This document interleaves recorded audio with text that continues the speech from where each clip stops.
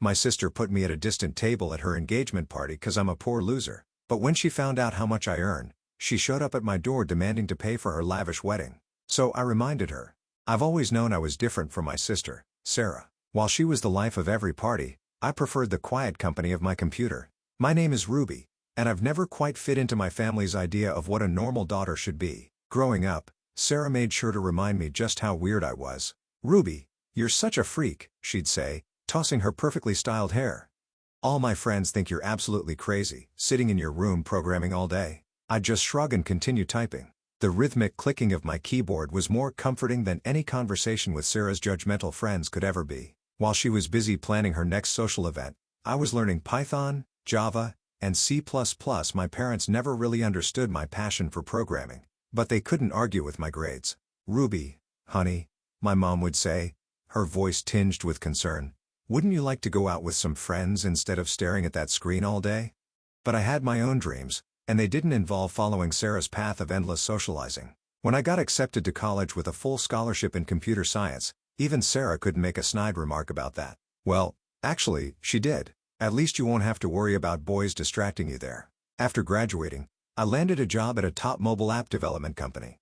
The salary was incredible, much more than I let on to my family. I knew exactly what would happen if they found out. Sarah would be at my door with her hand out, and my parents would guilt-trip me if I refused to help. So I kept quiet, lived in a modest rented apartment, and saved every penny I could. My dream was simple: a country house where I could work remotely, away from the chaos of the city and nosy neighbors. A place where I could finally find peace. But life has a funny way of throwing curveballs, and mine came in the form of a phone call from Sarah. "Ruby," she said, her voice dripping with fake enthusiasm, "I'm getting engaged. And yes, before you ask, you're invited too." I knew Jake, her fiancé, and he was actually a decent guy. How he ended up with Sarah was beyond me, but I genuinely wished them well. However, I could tell from her tone that she would have been happier not inviting me at all. "The engagement party is at LeBlanc next month," she continued, her voice taking on that familiar condescending tone. "And please, for the love of God, dress like a normal person. No t-shirts, no jeans, and please do something with your hair. You do know what makeup is, right?" I rolled my eyes, grateful she couldn't see me through the phone. "Yes, Sarah, I know what makeup is. I'll dress appropriately." The weekend after Sarah's call, I visited my parents' house. Big mistake. The moment I walked in, I was hit with a wave of wedding fever. Mom was surrounded by bridal magazines, and Dad was looking overwhelmed by the stack of catering pamphlets in front of him. "Oh, Ruby," Mom said, barely looking up from her magazine. "Did Sarah tell you about the engagement?" "Yeah, she did." I sat down at the kitchen table, grabbing an apple from the fruit bowl. "So, how much is all this going to cost?" Dad shifted uncomfortably in his chair. "Well, we're thinking about taking out a loan."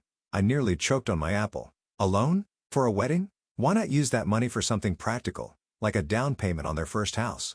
Mom looked at me like I just suggested they should host the wedding in a dumpster. "Ruby, honey, you just don't understand these things. You spend all your time with computers. You don't even have a boyfriend. Every girl dreams of her perfect wedding day." "Every girl except me, apparently," I muttered. "That's exactly what I mean." Mom threw her hands up in exasperation. "You don't understand women's affairs at all. When was the last time you even went on a date?" I bit back a sharp reply. There was no point in telling them about the guys I dated who couldn't handle the fact that I made more money than them, or about the ones who expected me to give up my career once things got serious. Instead, I said, "I just think going into debt for one day is excessive." "Well, nobody asked for your opinion." Sarah's voice came from behind me. I hadn't even heard her come in. "Some of us actually care about making memories and having nice things." I turned to face her. "And some of us care about financial responsibility." "God, you're such a bore." Sarah rolled her eyes. "This is why you're still single, you know. Everything has to be practical with you. Where's the romance? The spontaneity?" "Probably in the same place as your common sense," I muttered under my breath. Mom shot me a warning look. "Ruby, if you're just going to be negative, maybe you should go home." I stood up, suddenly tired of all of it. "Maybe I should. Good luck with the loan applications." As I walked to my car, I could hear them resume their excited wedding planning through the open window. I wondered if they'd even notice if I didn't show up to the engagement party. But I knew I had to go, if only to prove that I could be normal when I wanted to be. The month flew by faster than I expected. On the day of Sarah's engagement party, I actually made an effort. I bought a navy blue dress that cost more than I'd normally spend on clothes for an entire season. I even went to a salon and let them work their magic on my usually messy hair. Looking in the mirror, I barely recognized myself. The taxi dropped me off at LeBlanc, one of the most expensive restaurants in town. Sarah had rented out the entire place for her engagement party, something that made my practical mind cringe at the unnecessary expense.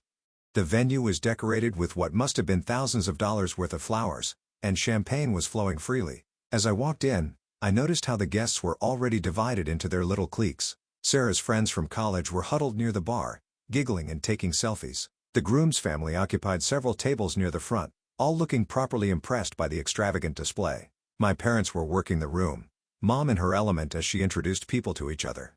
I looked around for my place card, assuming I'd be seated at the family table near Sarah. After all, I was the bride's only sister. I checked each table near the front, then the middle section, finding nothing with my name. Finally, I approached my parents. "Mom, where am I supposed to sit?"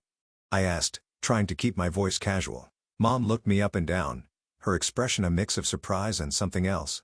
Was that disappointment? Even in my expensive dress and professionally done hair, I apparently still didn't meet her standards. "Oh," she said, glancing around nervously, "your table is over there."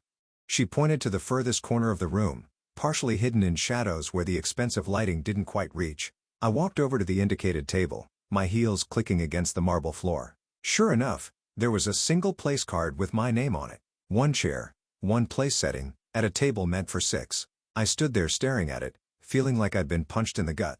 "What the hell, Sarah?" I muttered, turning on my heel to find my sister. I found her surrounded by her bridesmaids, all of them cooing over her engagement ring. "Sarah, can we talk privately?" I asked, trying to keep my voice steady. She rolled her eyes, but followed me to a quiet corner. "What is it? And please don't make a scene." "A scene? You put me at a table by myself in the corner, like some kind of pariah, and you're worried about me making a scene?" "Oh, get over yourself," Sarah snapped. "What did you expect? You're a total loser, Ruby. All my friends think you're weird, and Jake's family doesn't need to be subjected to your peculiarities." I felt like I'd been slapped. "Your friends think I'm weird? Because I have a successful career instead of living off our parents? Because I don't post every detail of my life on social media? No? Because you're a freak who cares more about computers than people." Sarah's voice was rising, attracting attention from nearby guests. Before I could respond, Mom appeared at Sarah's side. "What's going on here?" "Mom, Sarah just called me a loser and a freak," I said, hating how my voice cracked. Mom's face hardened. "Ruby, stop making a scene. This is your sister's special day. Just go sit at your table and try not to draw attention to yourself." I looked between them, these two women who were supposed to be my family, and felt something inside me break. Without another word, I turned and walked to my isolated table in the corner. I sat at that lonely table for exactly 30 minutes. I watched as Sarah and Jake made their official engagement announcement. I watched as my parents beamed with pride. I watched as everyone else in the room celebrated, laughed, and enjoyed themselves while I sat alone in the shadows. Finally, I'd had enough. I grabbed my purse, stood up, and quietly made my way to the exit. Nobody noticed me leaving, or if they did, they didn't care enough to stop me. The taxi ride home was a blur. I kicked off my expensive heels the moment I got through my apartment door and changed into my comfortable programming clothes. Yes, the t-shirt and jeans Sarah so despised. Then I did what I always did when I needed to process emotions. I started coding. Hours turned into days, days into weeks. I threw myself into my work, taking on extra projects and earning substantial bonuses. My bank account grew while my contact with my family shrank to nothing. No calls, no texts, no visits. It was like I'd been erased from their lives, and honestly, it felt like a relief. That's when I decided to stop waiting and start living. I had more than enough saved for a down payment on a house, and my salary could easily cover a mortgage. I contacted a realtor named Lisa and told her exactly what I was looking for. Single-family home, preferably somewhat isolated, good internet connection for remote work, and absolutely no nosy neighbors. I listed my requirements. Lisa laughed. "I think I know just the place." She was right. The house was perfect. A modern country home with a wraparound porch, surrounded by enough land to ensure privacy. The previous owners had already set up high-speed internet, and the home office had massive windows overlooking a small pond. "I'll take it," I said the moment we finished the tour. The mortgage process was smooth, and within weeks, I was a homeowner. I told exactly 2 people about my purchase: my best friend from college and my team lead at work. My family didn't need to know. They'd lost that privilege when they'd relegated me to the shadows at Sarah's engagement party. I moved in gradually, setting up my home office first, then furnishing the rest of the house room by room. For the first time in my life, I felt completely at peace. No drama, no judgment, just me and my space. But peace, as I was learning, was a luxury my family wouldn't let me enjoy for long. 2 weeks after I'd settled into my new home, my phone lit up with my mother's number. "Ruby, we need to talk," she said, her voice stern. "Come to the house tomorrow afternoon. Your sister will be there too."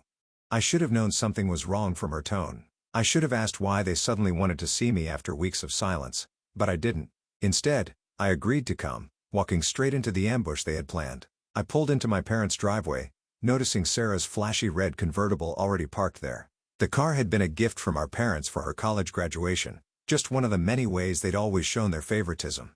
I parked my sensible hybrid behind it and took a deep breath before heading inside. The moment I walked through the door, I knew something was wrong. My parents and Sarah were sitting in the living room, looking like a panel of judges ready to pass sentence. Their faces were stern, accusing, and Sarah had that smug look she always wore when she thought she had something over me. "Sit down, Ruby," Dad said, pointing to the lone chair facing them all. I sat, my programmer's brain already running through possible scenarios, debugging what could have triggered this family tribunal. "What's this about?" Sarah leaned forward, her eyes gleaming with malice. "Why don't you tell us about your new house, Miss Successful Programmer?" My blood ran cold. How did they? Then it hit me. "Lisa," I said flatly. "Your friend Lisa is my realtor." Sarah clapped sarcastically. Imagine my surprise when she mentioned helping my sister buy a beautiful country house. My sister, who lives in a modest apartment and never seems to have any extra money to help her family. Mom jumped in before I could respond. "We know everything, Ruby. We know how much you make. We know about your bonuses. You've been lying to us all this time." "Lying?" I stood up, anger replacing my initial shock. "I haven't lied about anything. I just chose not to share my financial information with you." "There's a difference." "Same thing," Sarah snapped. "You've been holding out on us while living like a hermit to fool everyone into thinking you were struggling." I laughed bitterly. "When exactly should I have shared this information? At my corner table during your engagement party? You were ashamed of me when you thought I was a poor loser. And now you're angry because I'm actually successful?" Dad raised his hand to quiet us both. "Ruby, the point is you've never shown any interest in helping your family. We're taking out loans for your sister's wedding while you're buying country houses. Interest in helping?" I couldn't believe what I was hearing. "When have any of you shown interest in my life? You've never once visited my apartment. You've never asked about my work except to dismiss it as sitting at a computer all day. The only time you pay attention to me is when you need something or want to criticize me." They started talking all at once, their voices overlapping. "We could have used help with Sarah's college tuition. I needed a new car last year. The wedding venue deposit alone is crushing us." I held up my hand. "I'm done making excuses for my success. I'm done feeling guilty for managing my money well. I'm leaving." "Wait." Sarah's voice cut through the chaos. "We didn't actually call you here to fight about your secret wealth." I turned back, dreading what was coming next. "Since you can afford country houses," Sarah said, her voice sickly sweet, "you can pay for my wedding." I felt a laugh bubble up from somewhere deep inside me. Not a happy laugh, but the kind that comes when something is so absurd you can't help but laugh or cry. "Don't you dare laugh at us." Sarah stood up, her face reddening. "You owe us." "I don't owe you anything," I said. My voice deadly calm. "Especially not after how you've treated me." "How we've treated you," Sarah screeched. "You're the one who's been living a lie, hiding your success from your family." I turned to face her fully. "You're right, Sarah. I am successful. I'm a loser who can afford to buy her own house. And you know what? Losers don't pay for weddings for their successful sisters." The look of shock on her face was almost worth all the drama. "Almost." "Ruby," Mom gasped. "How dare you throw your sister's words back at her?" "Why not? She meant them when she said them.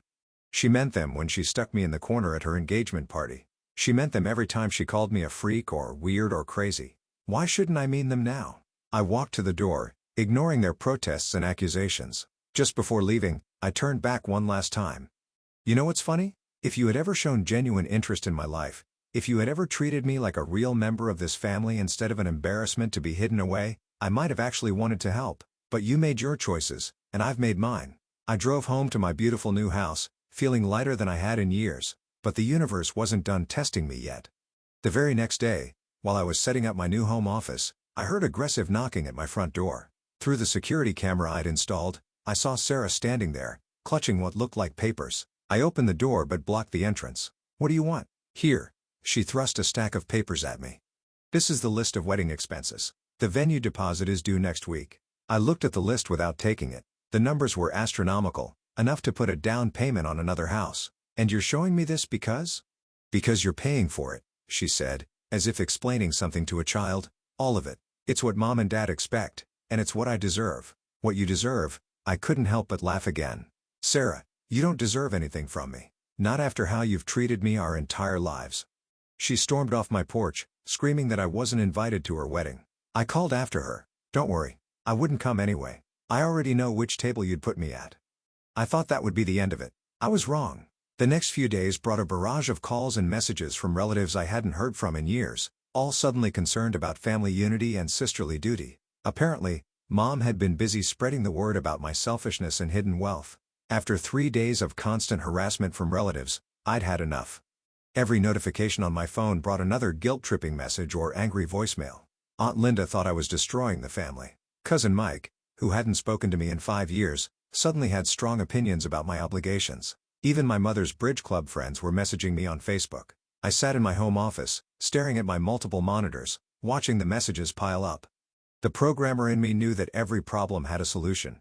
You just had to find the right algorithm. In this case, the solution was simple: debug the family narrative. I opened my social media accounts and started typing.